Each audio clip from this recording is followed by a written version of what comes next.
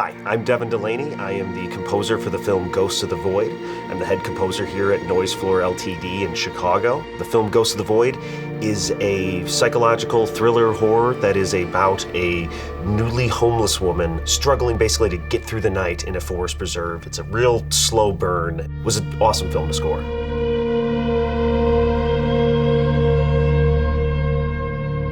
So there's a few different strands that the director, Jason Miller, and I really wanted to kind of chase after with this film. One is that, there's this very surreal, creepy, spooky, lurking, looming aspect of the score. The type of horror we wanted to convey is more of like a slow burn, in the sense that the way you wanted these three masked individuals to kind of creep up on you the way that Det and Jen, the character's Det, crept up on her, where you don't kind of realize how deep in you are until you're there. So a lot of our pieces are these very kind of pedantic, slowly building, and kind of slowly envelop you into the score. But then at the same time, it's a very American film. The struggles, a lot of working class people have with debt and homelessness, and it's, a very approachable story that way. So we wanted to have this American thread, so there's a whole aspect of American folk music, we use a lot of acoustic guitars. I worked in some banjos. We did it in some traditional ways and some very non-traditional ways. Usually just processing the ever-living crap out of them, either post or after the fact, or maybe bowing things that probably shouldn't be bowed, that type of approach.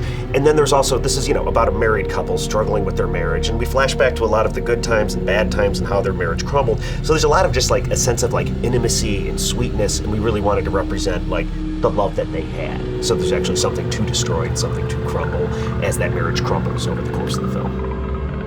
So I want to show you some of the more fun patches and fun sounds we use for Ghosts of the Void, just kind of in the raw, so to speak. So one of the sounds that we use to convey a lot of dread that pops up throughout the early parts of the film is just this very spooky, simple patch.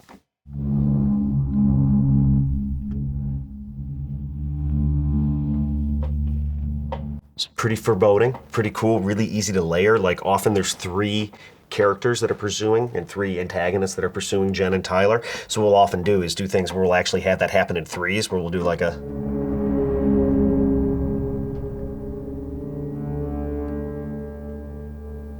maybe add a little bit more and then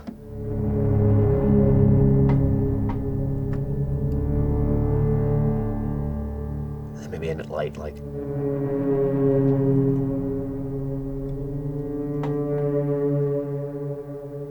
So a lot of pitch bending, a lot of that kind of weird murkiness. I think one of my coworkers described it as a dying whale or something like that. But putting it in the context of this big spooky woods, it just gives this foreboding sense of just ugh. And that was kind of the feeling we were going for. And then almost in complete opposite of that is the prettier stuff we did is kind of just this, one of the things the synth is gorgeous at is just being pretty.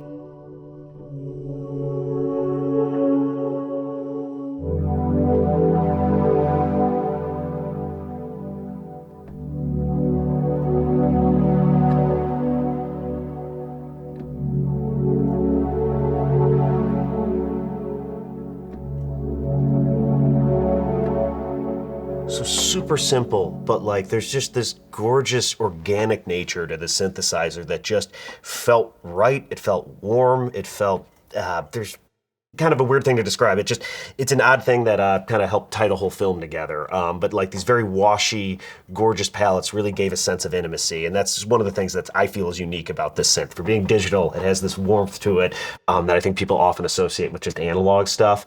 And then the other really cool feature about this thing, not to just be a sales point for ASM sound machines, but they also do this thing called polyphonic aftertouch, and I used it more of a monophonic way.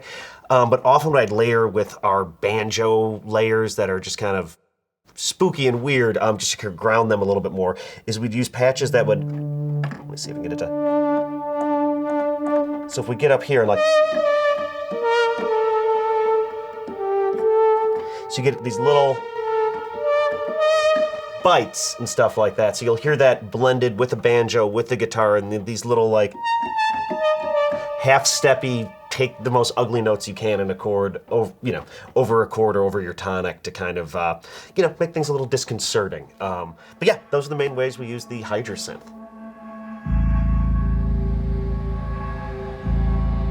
The relationship creatively I was able to have with Jason Miller, the director, Mike and Seth, the other folks at Speakeasy Pictures, was really, really special. Like, I think they let me spread my wings and experiment in a lot of different ways. And part of that's kind of how we set up our process.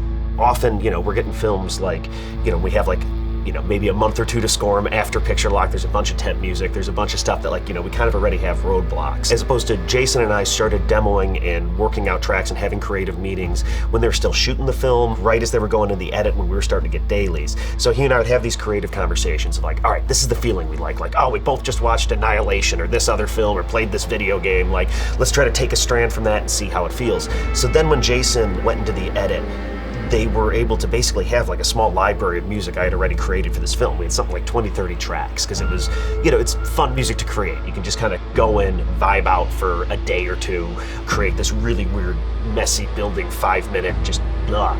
That helps with the imposing stuff, or write a really gorgeous synth thing. And it kind of let me more compartmentalize those different parts of the score and just watch dailies for them. And then, in terms of process, they were able to use that, so they weren't using temp edits, so I had to like match some old John Carpenter piece or like meet John Williams halfway in the middle or some impossible task. So then, after we were able to, get the edit done, then Jason and I were able to go over the film with a fine-tooth comb and go like, okay, we used that piece here. What is this film missing? And the funniest part of that is like, I instinctively did not really want to use banjo on this film, and some people on the creative team were like, hey, dude, let's have you try it. Let's just see what happens. Maybe it ends up sounding like Deliverance, maybe it doesn't, maybe it's a cool new thing.